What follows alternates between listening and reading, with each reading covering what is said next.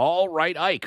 Well, it's another week and another show. So, this week I have a little bit of a shop update. We'll probably end up talking about it a little bit more later. But in my constant forklifts crashing into cars, I have decided to take on some of the body work myself, as it is simply getting to be just too much work to constantly ferry cars over that the forklift is run into over to the body shop. And so we've added some chain pots into the floor of the workshop, which And when you say chain pots, you mean like an anchor that's like epoxied or bolted or something to the concrete yeah, floor? it's a really interesting. I didn't realize how they sort of worked, but yeah, it's an anchor point in the floor. Mhm. These ones are sort of specifically designed for pulling posts and things for bodywork. But essentially, what it is it's sort of two sleeves, one cup at the bottom that has it tapers in ever so slightly, and then there's a sort of what a hollow cylinder that has some little relief cuts around the outside, and the chain attaches to the bottom piece, and as you pull on it, it adds upward force on the tapered piece, which causes the top sleeve to flare out. And of course, it can only flare out into the concrete slab, and these are about 4.5 inches thick, and the concrete is the same.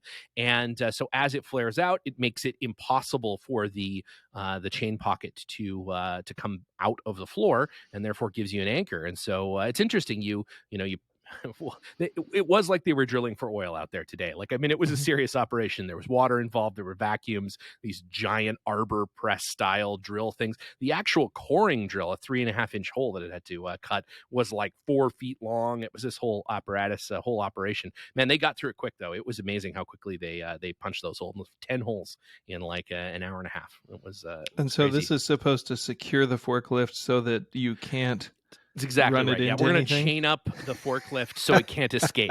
That's the plan. So that there's no way it's gonna hit anything like a Sounds boat. it Yeah, sounds you really can't leave it expensive. on Have you the. considered fixing the parking brake on the No, no, forklift? no, no. Well, I've adjusted it a couple of times, which may be the problem. Actually, that's it's ill-adjusted. But Adjusted it the wrong way? yeah, exactly. Yeah, it's constantly just making it worse. Yeah, the Mhm. Widowmaker is it's a love-hate relationship with that forklift. Seems like a liability to me, but I don't know. Much I'm like not an expert. anything in here, up to and including Chris, who doesn't listen to the show, it's all a little bit of a liability. Let's be honest. There's I see. yeah. If the I see. authorities ever came in here, they would condemn the whole block. I think just based on proximity. But yeah, so the chain pockets will go in. You just you get a little floor jack over top of them, and give it about 3 tons of force, and that'll set them in there. And then yeah, they got a little cap on them so that I can still Zamboni over the floor to clean it up, and can drive over them. You can do all kinds of stuff. And, with the gantry crane, with all kinds of stuff, it's not a bad thing to have some anchors in the floor so that shit won't fall over on me. And it's a fun joke to, hook it onto the back of Chris's car before he drives out of the Tie thing. his So, shoelaces to oh, yeah. the chain pocket. Or just chain up the Mini and it will just spin in place. There's no way that it has the horsepower to overwhelm it. Yeah, So, chain that mini motor down so it can't move. yeah, so can't move around. Yeah, yeah, it occasionally gets run into. Yeah, there's all kinds of stuff. We got a lot of. It's like being on the deck of a cargo ship. We got a lot of free floating stuff around here. It's all kinds of things. But yeah, those will be in. So I'll take some photos of that process as we complete it here over the next couple months. We get the chain pockets in and everything in between traveling up to Oregon and those things. So yeah, it'll be fun. So more on that as we do it. But that way, we can do some minor body work. Should be fun.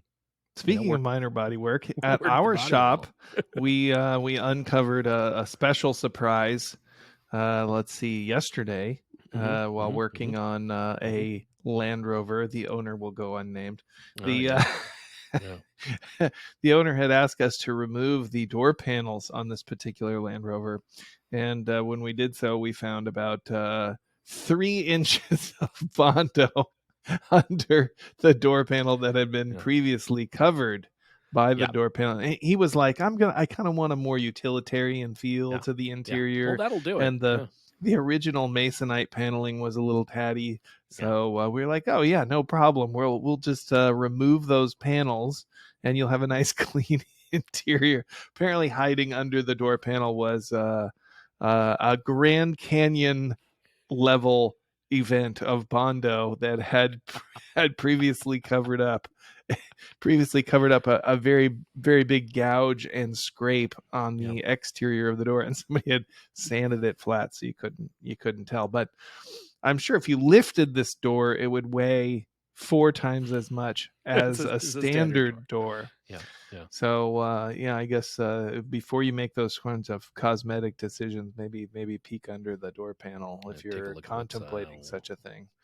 Yeah, you never know. That's the thing. The Land Rovers with heavy duty interior panels, can hide all kinds of things. Usually it's a multitude of rodents. Sins. Yeah, it's a family of rodents that had died, a decade or so earlier.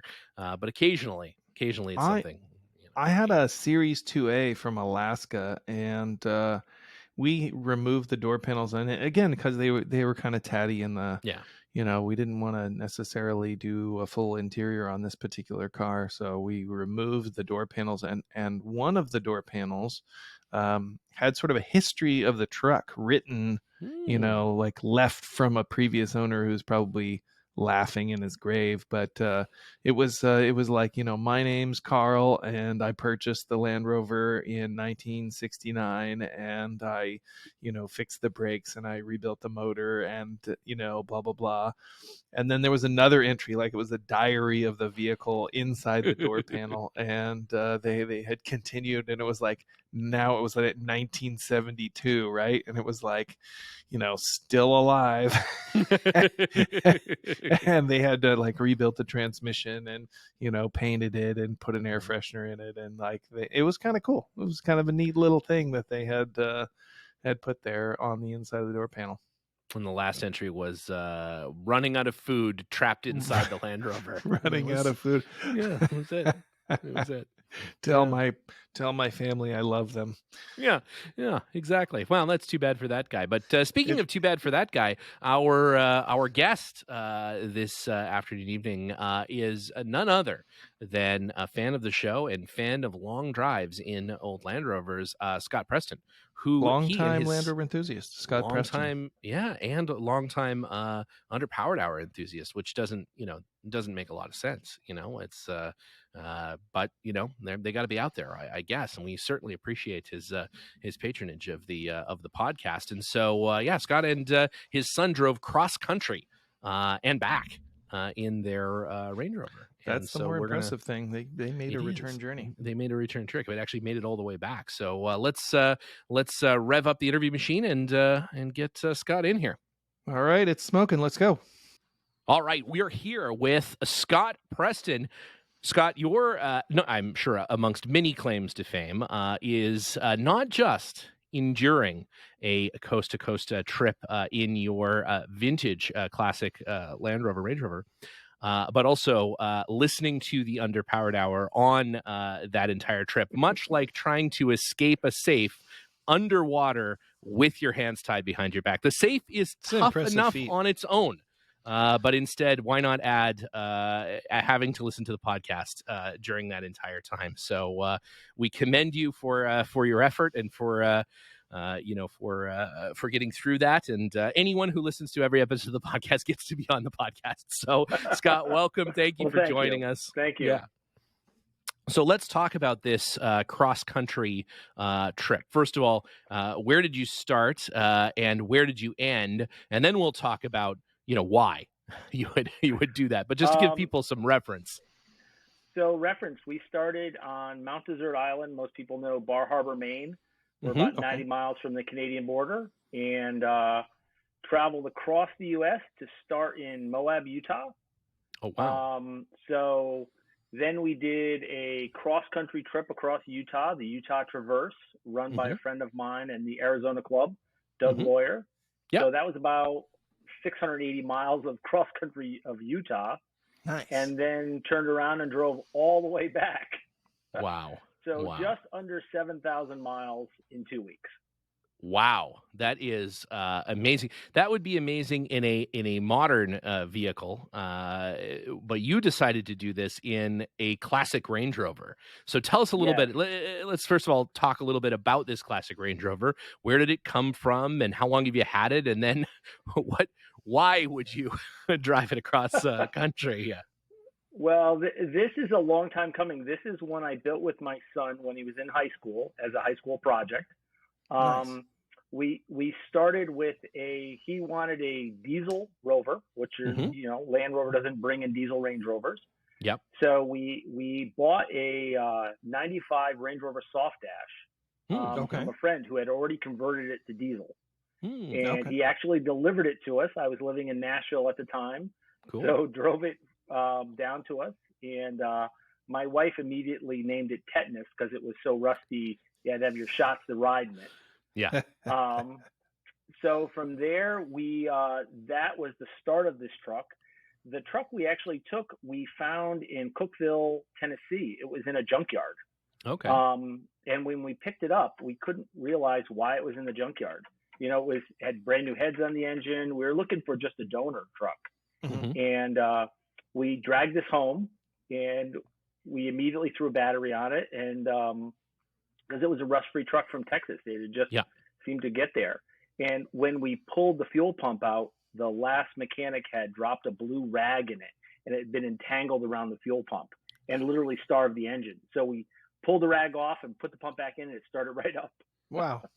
How lucky is that?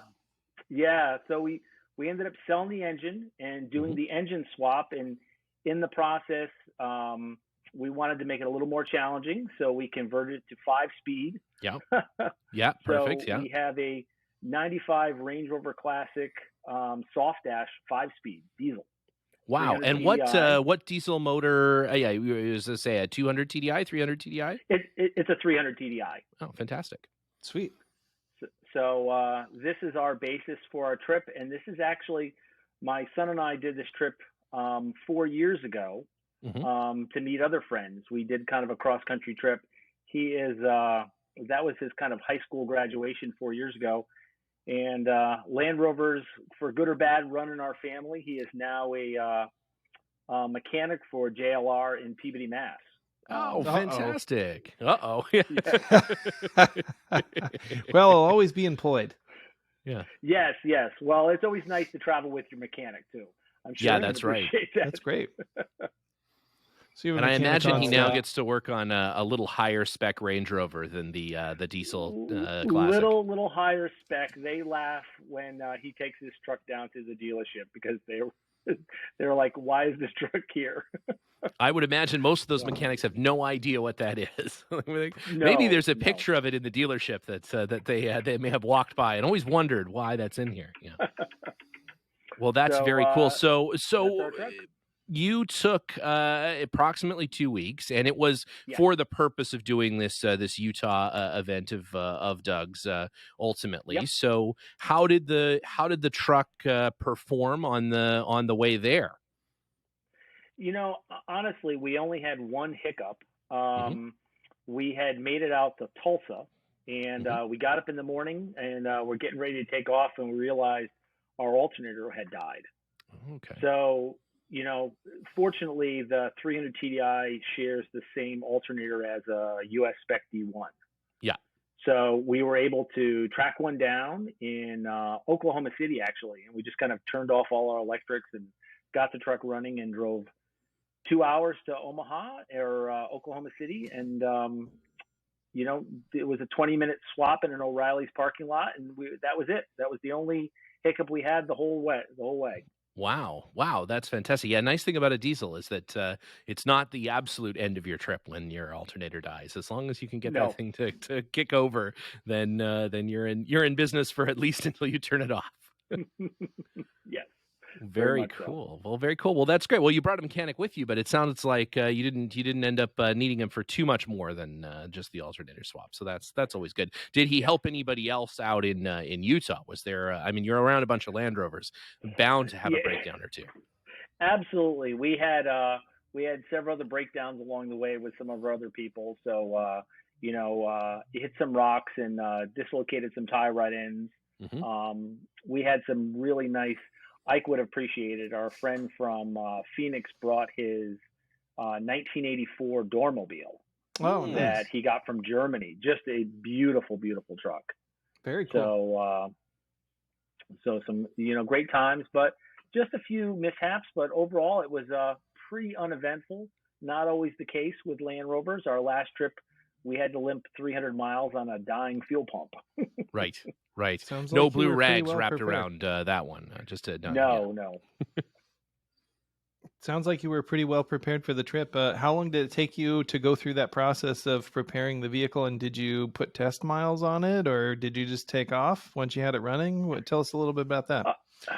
The vehicle, we built this vehicle 4 years ago, and it gets used pretty regularly. Mm-hmm. So we did the typical service of like changing all the fluids, kind of going through kind of the soup to nuts, making sure all the hoses were good.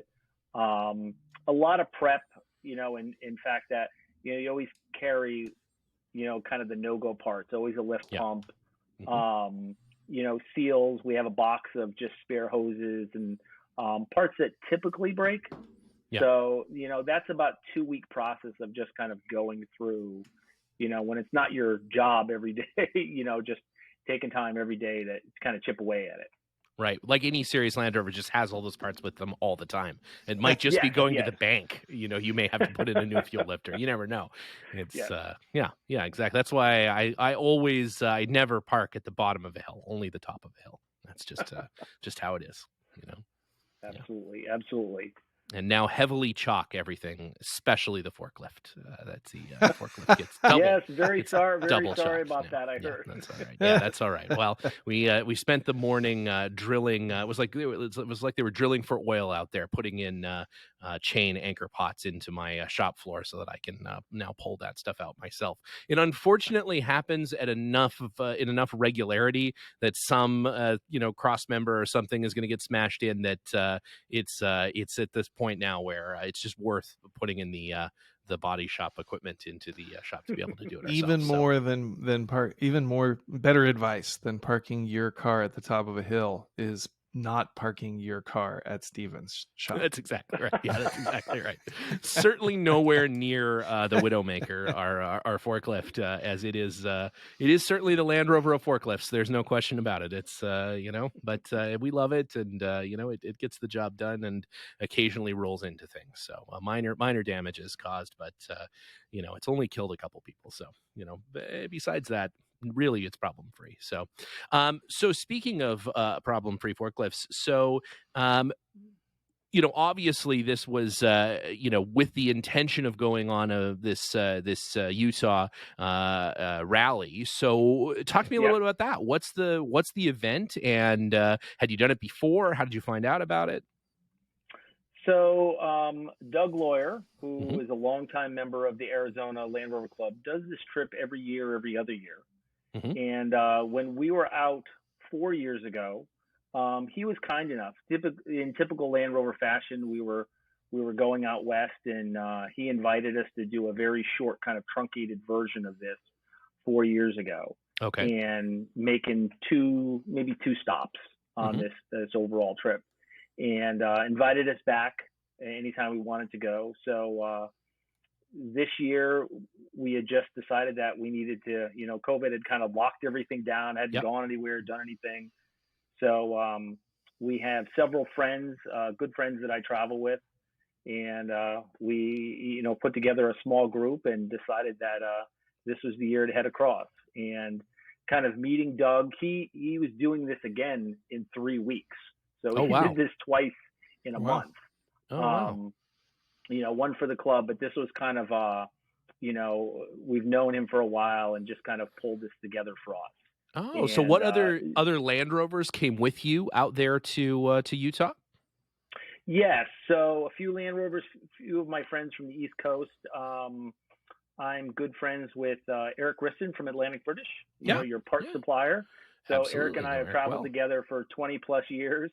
And so we packed him and our friend Ron Harrington and Laz McKenzie, and we kind of all trucked out there together and met them in Moab. Oh, and that's then, great. It's really these cross-country trips. We are, we always laugh. Any kind of crazy thing we see on the side of the road, we're willing to stop at. And, the largest ball of like wine an establishment or people? Yeah, exactly. Yeah, that's right. Good point. Or broken down, cars. Yeah. So broken down cars. We hit the Cadillac Ranch and the Texas Roadhouse where you can eat the 72-ounce steak on a pedestal, up in Excellent. front. So all those kitschy roadside. Did Eric things, finish they're the a lot of fun. 72-ounce steak? He's a fairly He's a reinforced individual. He is. He was tempted. I But I see. think he passed this one. So Yeah, passed for on the this best. one.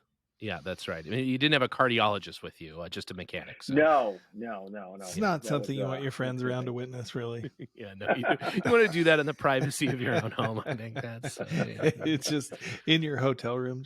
Yeah, that's right. You're just gonna take away. I'm just gonna eat it in the back of the Discovery. Yeah, no, I think that's the right way to deal with it. So then, what is the Great Doug crossing of exactly? What does that entail? What is the sort of format? How many days is it? What do you guys do?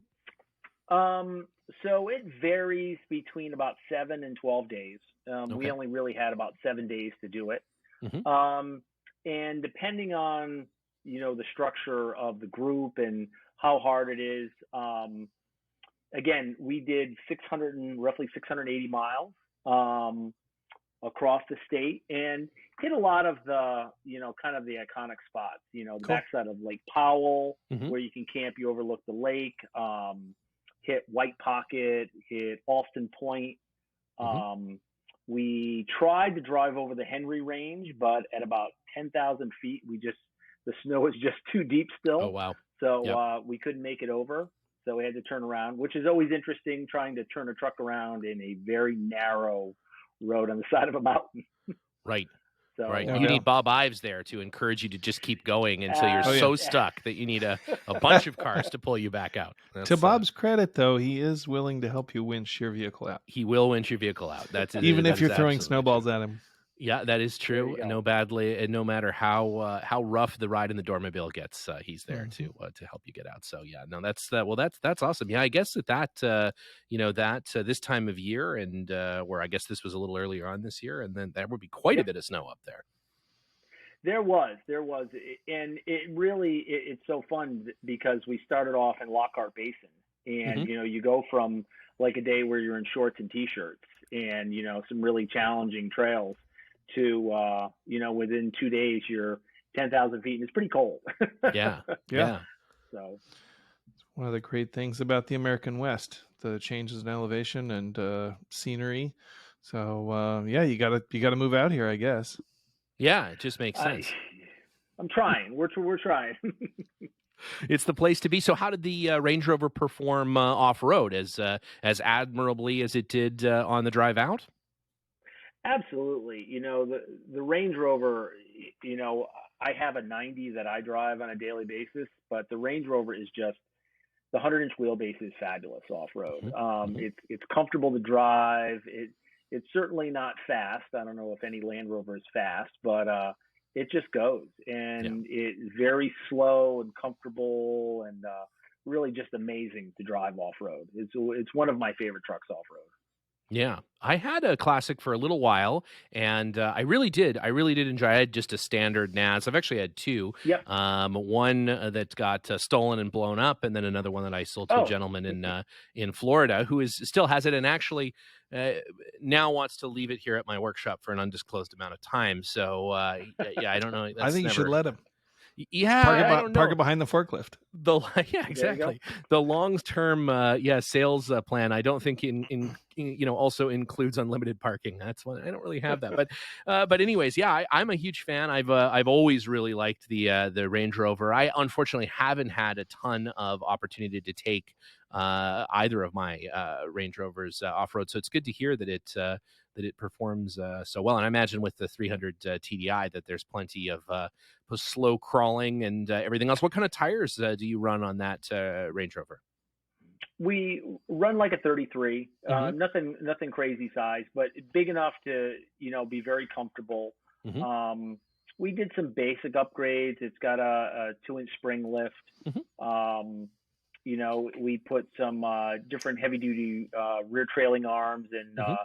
we did do a caster corrected front radius arm just to make the steering a little more set up. Yeah. And it honestly, it runs and drives great. certainly we take the roof rack off when we're not going out west because the mileage, the roof rack is quite heavy and makes it Kills a little more brickish. Yeah. Yes. Yeah. Well, that's great. Yeah, even in a 300 TDI, although that's probably the motor to have nowadays, is it's it's about as efficient as a Land Rover motor gets. And I guess unless you're driving the 1.6 liter in my 80-inch, that doesn't take very much gas. But it also only goes 35, so it's not a that's all right. At least it doesn't cost $100 to put gasoline in it right now. Yes. But that's all right. $96. Yeah, $96. Yeah, that's, but worth it. It'll run for 6 months on that amount of fuel, so it's pretty good. That's pretty good. So what then? The way back, I imagine, was more or less action free. How long did it take you to make it back home? We can probably do it in about 3 days, but those are 3 very long days. So we kind of kept it to about 10 to 12-hour driving days, and did a 4-day trip out and 4-day back. So that makes it so it's not totally miserable, because it is a lot of driving time. Right. And at the end, you're exhausted. It's you kind of want to just I need to get out of the car a little more. And I imagine coming from your part of the country, probably don't have air conditioning in the car because you don't probably need it most of the time. But it doesn't have air conditioning, I assume? It does. Oh, it does. Oh, fantastic! Wow. Yeah. So it's a pretty comfortable ride. The AC makes everything very, very nice, and we've retained most of the good things. We still have heated seats, and so it's a pretty cush ride. Nice. Off-roading. Yeah. Sounds That's very very comfortable. cool. Yeah. And the rear seat armrests on both sides. That's my favorite Classic Range Rover feature. We did take the rear seats out just to put, the freezer fridge in and all the camping gear and try to have a little extra space back there. Right. There was only 2 of us. We figured we weren't going to pick up hitchhikers along the way. You never know. If you did, though, they'd be extremely comfortable. I have to say the door side armrest on the Range Rover is like my favorite. It's one of my favorite things. Although a lot of people will leave it down, forget about it, and then try to get in the car with the armrest down, and it's sort of like just ejects you back out of the car. Obstacle course. Yeah, it is a little bit of parkour to get into the back of one with the armrest flipped down. But they're a great car. And what color is it? First of all, we'll have to make sure we'll get a photo. We'll post it to our Instagram and everything so that people can check it out. But while we're at it, what's your Instagram? Because I know you documented, or Facebook, I know you documented quite a bit of this stuff. Yeah, it's all on Facebook. It's just Scott Preston. I don't have any company or anything really set up with it. And I do very little Instagram. I'm just probably not technical enough. The truck is white. It's what do they call it? Bahama white, very just that classic color with Alpine the white, maybe. Alpine white, yeah. The classic Range Rover color. It was the launch color for the classic Range Rover, because they're like, well, it's white.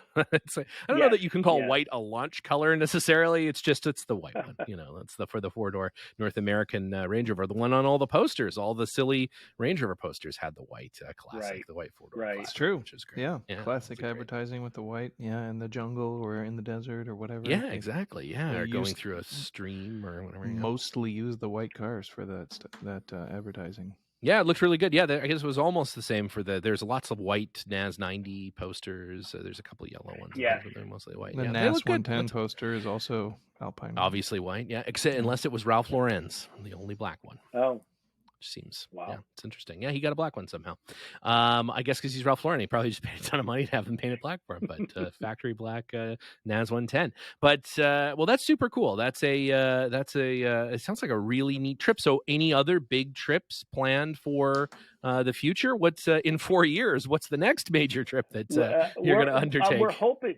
When Ike said you need to move out west, one of the barriers is, living way on the East Coast. It's hard to get out here. So we have, my son and I have decided that we're trying to make the West a little more priority in our life. Mm-hmm. And we just purchased another truck that we're going to leave out west. Oh, very Tell cool. us more. So, yes. So we, it's a friend's truck that he's had for years. I know this truck pretty well. It's a 95 Discovery One. Nice. It's also a 300 TDI, but it's an automatic. It's all cool. kind of set up, Mm-hmm. and he's moving on to a new truck. So we're getting this one to. We're going to go through it, and then we're going to park it out in Phoenix. Oh, cool. So That's awesome. now we can just kind of fly out and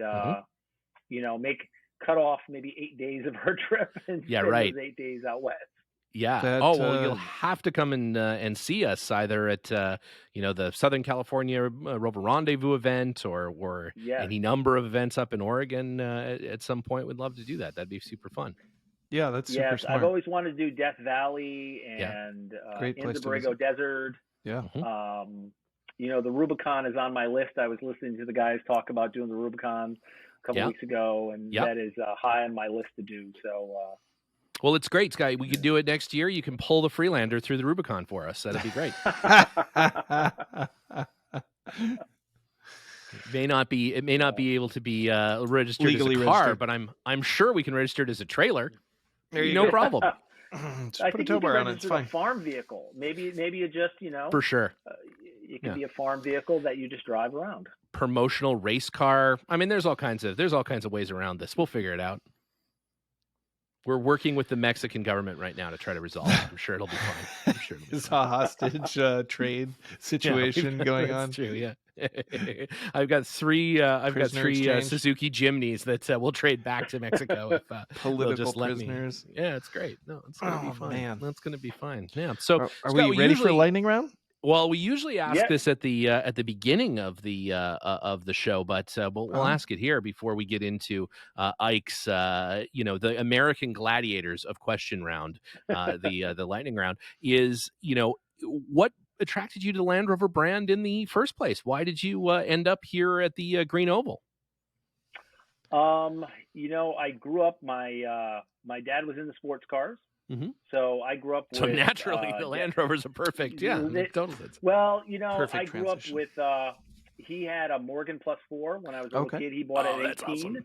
Yeah. And when I was 18, we did a factory restoration, actually went over to the factory. And, I've owned, a lot of different sports cars. But living in New England, sports cars are not known for their winter prowess. Yeah. Especially not a Morgan. The temperature fluctuations causes the wood to warp. So Shiver Me Timbers took on a new meaning. So after my first kind of professional job, I decided that I needed something that I could drive in the winter, and I fell into Land Rovers. I had a Series 3, and that morphed into a very nice 69 2A. Mm-hmm.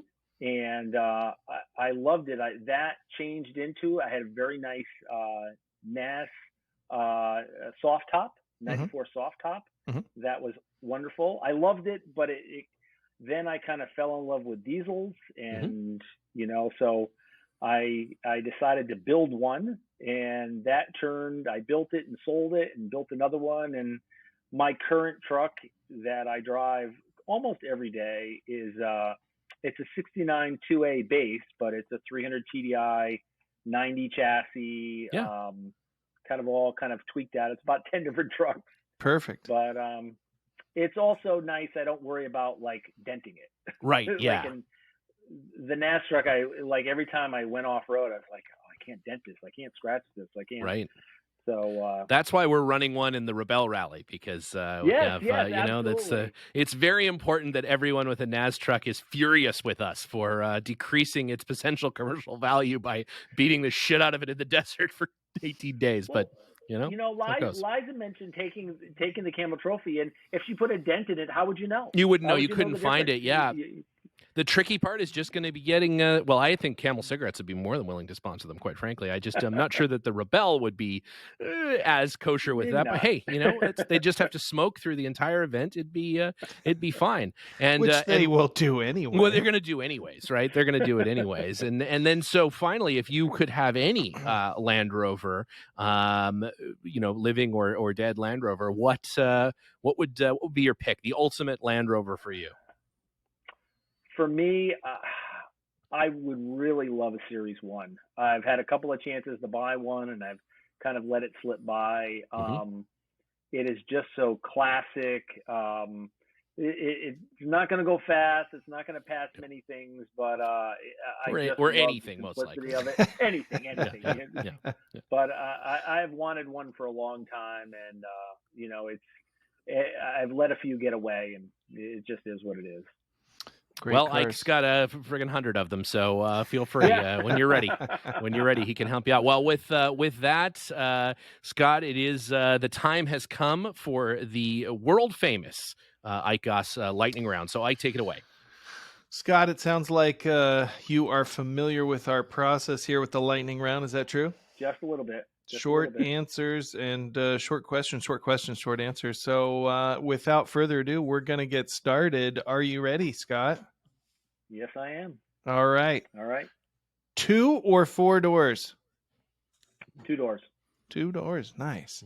Bahama Gold or Esnor Green? Esnor Green. Ooh. Air suspension or coil springs? Coil springs. Manual or automatic? Manual. I know the answer to this one. Petrol or diesel? Diesel all the way. And the best way to remove gear oil from your underwear? I think it's there on purpose. It's there on purpose. Yeah, prevents chafing. Everyone knows that. It's added as an additional lubricant. Yeah, I think, Scott, you are more qualified than most to answer that question. I'm sure you've had plenty of time to contemplate it, driving back and forth across the country. Well, we appreciate it.